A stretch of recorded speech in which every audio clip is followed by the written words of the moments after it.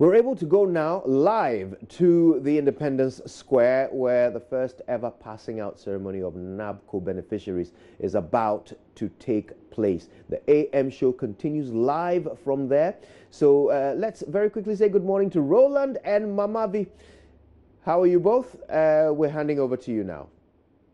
This is a very critical point, and it's an initiative, it's a government initiative to provide jobs for the many unemployed in the country. What we've been told is that, Roland, some 100,000 new recruits would graduate today. So this is more like a sending-off ceremony to the 7 different fields that have been outlined, Roland. Yeah, definitely. And many of them have gone through weeks of training, and today is a climax. They call it the official passing out ceremony of a sort right here. And the 7 modules that Mamavi mentioned are as follows: Civic Ghana, Revenue Ghana, Educate Ghana, Enterprise Ghana, Digitize Ghana, Heal Ghana, and Feed Ghana. Now, for all of these people or young people who have been recruited, they're going to receive 700 Ghana cedis each month. But it doesn't preclude them for looking at other options at improving their lives, improving their education, and growing in their fields of endeavor. It is supposed to empower them, and we're privileged to also be here. We'll be speaking to many of these young people who have been recruited into the Nation Builders Corps. We'll also speak to some ministers who are supervising the whole activity, but also the program managers for the event. But Mamavi, we again have to do some newspaper headlines. We just want to catch a glimpse of what really is happening for today, what the front and back pages are saying on the front newspapers, the various back pages and the center spread. Okay, yeah, before we do that, because you can hear some sort of sounds apart from our voices speaking to you this morning on the show, we want to say that there are other activities happening on the ground where we are. You see some buses behind us and a lot of movement, because we have some of these graduates already, getting ready with different activities lined up. But let's straight away look at the headlines. So we're running through the various newspaper headlines. I'll start off with the Daily Graphic and continue with the Finder newspaper. Roland will do the Times and the Daily Guide, and then we'll continue like that. So the Daily Graphic newspaper front page: new regions face dissent. The full story is on page 3. Digital transformation catalyst for investments, according to the Vice President, Dr. Mahamudu Bawumia. And on the front page of the paper, you see Yofi Grants, the Chief Executive Officer of the Ghana Investment Promotion Center, interacting with the Vice President at a summit. There's also the British High Commissioner in Accra in that photograph on the front page of the Daily Graphic newspaper. Also, support government's 1D1F agenda. UNB CEO urges banking sector. Man claps wife, daughter to death. On page 16, the details there. And then NABCO recruits graduates today. So the fact that NABCO is recruiting graduates today, that story is very much also comes back to buttress essentially the reason we are here today. And I'm kind of getting a lot of disruptions because of what is happening there. I think it's a good time for us to take a quick break. We'll be back.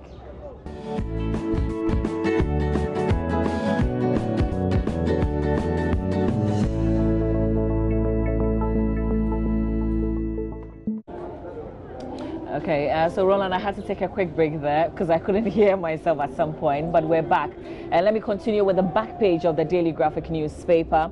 7 injured in clash between farmers, police at New Ebrim. That story is on the back page of the paper. And there's also 212 motor riders die in road accidents in 9 months. Details of that on the back page of the Daily Graphic newspaper. Let's continue with the Finder.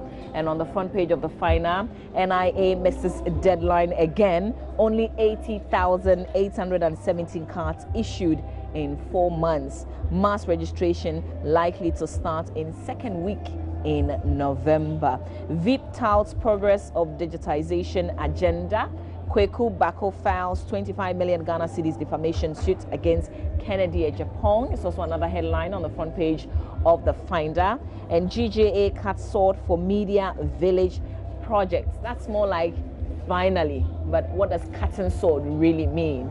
That's it for the Finder newspaper by way of what is making headlines on the front page of the paper, Roland. Well, let's go to the Ghanaian Times. Has on the front page, bloody clash at Adesina, 7 sustained gunshot wounds, irate demonstrators.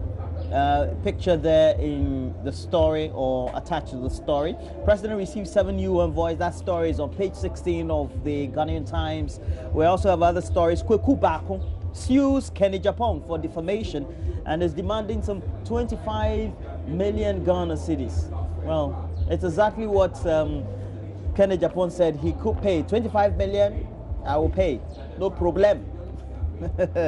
Be patient as government fixes the economy. The vice president appealing to Ghanaians, and then we have other stories as well. But let's go to the back page of the paper. The back page of the Ghanaian Times says calls to bid for development of Tema Shipyard, and then we have halt CTN and do wider consultation according to the GCCI, and the GCCI is the Ghana Chamber of Commerce and Industry. Now let's look at the Daily Guide newspaper. It has on the front page, Nana received 7 envoys. Amidu probes NDC's $175 million cash diversion. You have pictures there of the special prosecutor Martin Amidu and John Dramani Mahama, the former president. We know that he's on a campaign tour to elicit votes or perhaps try to convince delegates of his party to get him re-elected as the flag bearer of the party. 73 Ghanaians okay free SHS according to survey, and then we have Williams delayed tactics to end soon. Well, Nana received 7 envoys is the other story on the front page of the Finder. On the center spread though, I said the Finder, the Daily Guide. On the center spread, or in the center spread of the News One pullout of the Daily Guide newspaper, Sarkodie condemns racist video, and then we have Jocelyn Duma join sickle cell awareness walk. But on the other side of the world, we have Ariana Grande and Peter Davidson. They've called off their engagement.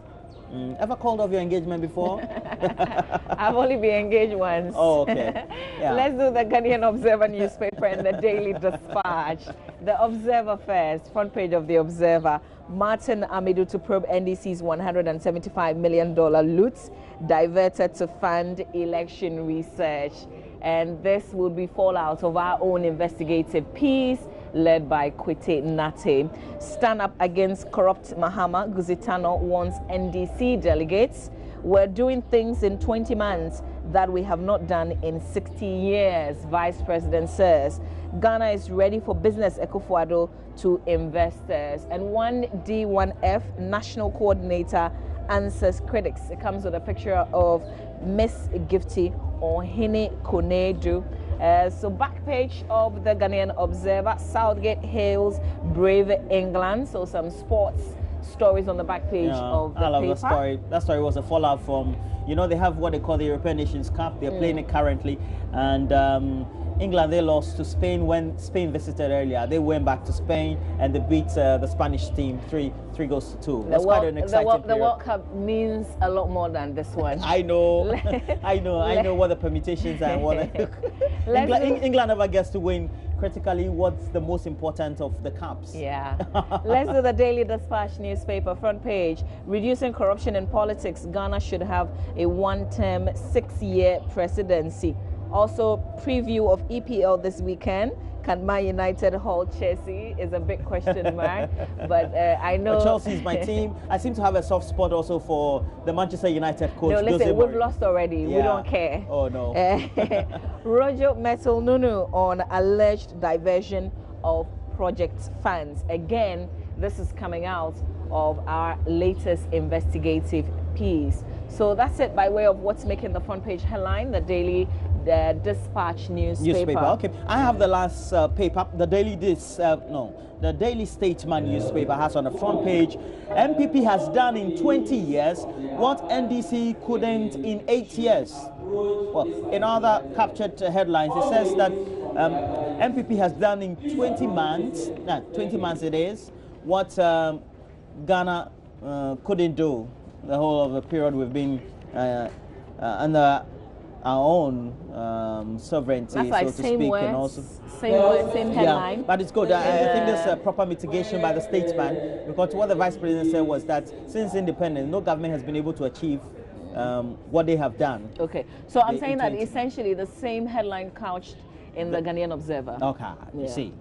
President to dispatch 100,000 NAPCO, that's the Nation Builder Squad, that's what we're here today, recruits today. And then we have excess bitters intake is causing loss of life. Bitters 1, bitters 2, bitters 3. You know, those who know the deal. Hey, Mama, you like bitters? Excess bitters. Excess bitters. Bitters 1, bitters 2. I love one. I can't mention the name.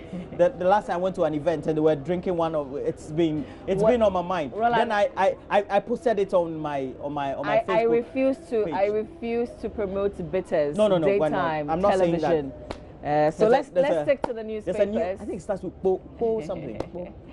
And I'm picking the story from the the Finder newspaper on page 2. This has to do with the national identification and the fact that they've missed the deadline. I think they gave themselves some 4 months to finish registration for Greater Accra region. But the paper is reporting today, the Finder, that the NIA, the National Identification Authority, has failed to register the entire population in the Greater Accra region within the 3 to 4 months deadline it gave when the exercise was launched. The exercise, which began at Jubilee House on June 4, 2018, after a 1-week delay due to technical challenges, has only managed to register 80,817 citizens working in specialized institutions of key influencers, as the NIA puts it. 4 months into the exercise, the NIA has not registered a single member of the general population. All right, so details of that breakdown in terms of the timelines that have been missed. A failure to complete the registration exercise in Greater Accra within the first specified 4 months has thrown out of gear all the timelines the authority gave. This means the NIA cannot complete the registration of all Ghanaians within the estimated 1 year promised. So a lot more you can read on what the authority has missed by way of its own deadline and the registration exercise in the Finder newspaper. But Roland, you've got the Ghanaian Times. I thought we'll pick the story from the Times. Kweku Bako's suit against Kennedy Japan. Yeah, and the story on page 3, very interesting, says that outspoken member of parliament for Asing Central, Kennedy Japan, would have to cough up some 25 million. But, you know, if you look at the suit in itself and what the statement of claim has been since we cited it, he cites a number of utterances or refrains he may have reiterated, we're told, on Netu TV, Oman FM, Adom FM, and Asempa FM as follows. Look, I have dared Kweku Bako. He's a very corrupt guy. Where's his paper? Kweku Bako is very corrupt. Kweku Bako is very corrupt in his paper. Kweku Bako is not a clean man that president will tolerate in his office anymore. I have concluded that Kweku Bako is not clean. He's a hypocrite. Kweku Bako is not an honest man at all. I said he's not a saint. Kweku Bako is not a saint. He's evil, very evil. He's very evil. Well, among others. Those are not your words. Those are not mine. And those quoted in the order that summoning Kennedy Japan to the courts.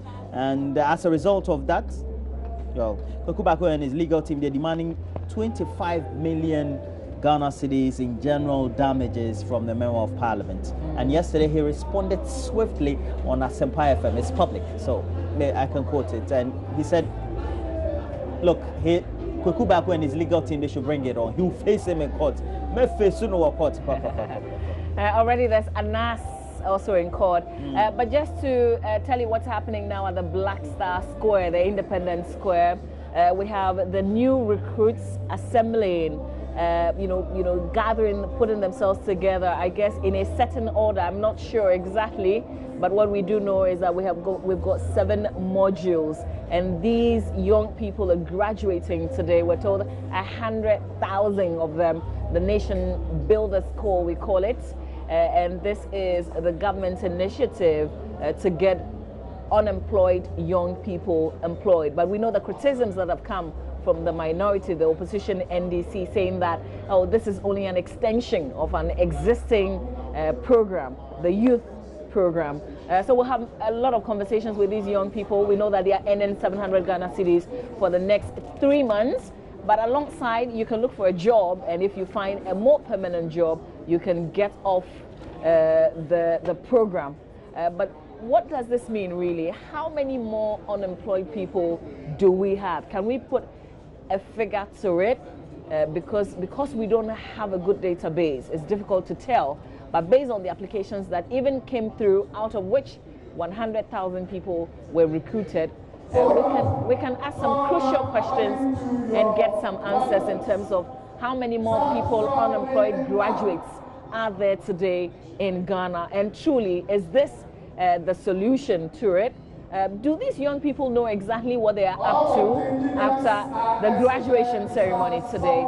We'll have some conversations, Roland. Yes, and we have to remind you that the modules, which are 7, as follows. We have Civic Ghana, Revenue Ghana, Educate Ghana, Enterprise Ghana, Digitize Ghana, Heal Ghana, and Feed Ghana. Basically meaning that those Civic Ghana recruits will be working in the various fields, and revenue will be working in revenue collection, GRA, and the other relevant authorities. Educate Ghana will be working in the teaching field, all the education field. Enterprise Ghana working with trade, other fields that are necessary in relation to trade and commerce. And then we have Digitize Ghana working in the digital and ICT space. So that's what we have. And we also have Heal Ghana, and Heal Ghana basically just on health. So the last one will be Feed Ghana. And we also know that the Minister of Food and Agriculture had said extensively over the past, I believe, 8 or 9 months that some 745,000 jobs had been created from the whole policy initiative for planting for food and jobs. So we're hoping that all these will come into greater context and create more jobs for young people. Well, please make sure that you get interactive. Facebook, JoyNews on TV, and please let us know what you think. You can also watch us live, not only through Multi-TV World, but through our channel on YouTube. We have a channel on YouTube. Please go search for it, Major Online TV.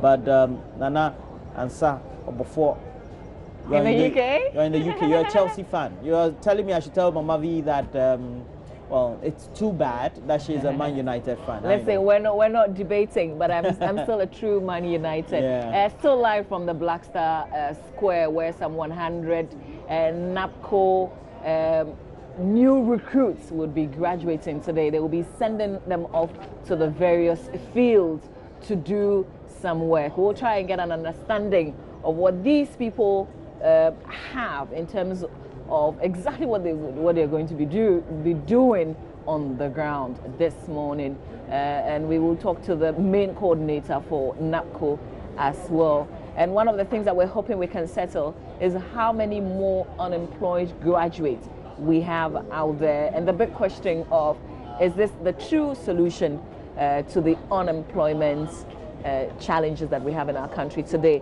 But there's a story in the Ghanaian Times newspaper. This is a story that is not new, but this angle surely is. Mother, daughters jailed for stealing 2 olonka of corn release. It's in the Ghanaian Times newspaper. The 63-year-old mother, Naomi Ofei, and her 2 daughters, who were sentenced to prison for stealing 2 olonkas of corn, were yesterday released from the Nsawam maximum security prisons. The release followed a news report carried on Thursday, October 11, 2018, edition of the Ghanaian Times on the women and her 2 daughters, or the woman and her 2 daughters languishing at the prison for the crime. Narrating their ordeal at the multi-stakeholder conference, the daughter of the woman recounting how they were arrested at gunpoint by a caretaker after they had gone there to harvest leftover maize, leading to their sentence. And we know that this particular sentencing has brought to the fore the conversation of reformative punishment other than one which is punitive. So that's the story in the Ghanaian Times newspaper. Still live, the AM show from the Black Star Square, the Independence Square, if you like. And what you see on your screens, these are the new recruits who are going to be graduating today. They're passing out essentially and going to the various fields to work. And the president will be here for the graduation ceremony. It's a whole lineup of activities here this morning. The main one is going to begin from 9 a.m. But here we are. We'll be interacting with these young people. Is it a 700 Ghana cedis? Is it because they don't have jobs now? That's why they are essentially, in quotes, accepting anything? Is it sustainable? Will they be looking for other alternatives? How many unemployed people are there generally? And we'll also talk about what the minority or the opposition has been saying about the Nation Builders Corps. The AM show will bring you sports up next. So we're crossing over to the studio. Benedict is on standby, and we're here after that. Stay with us.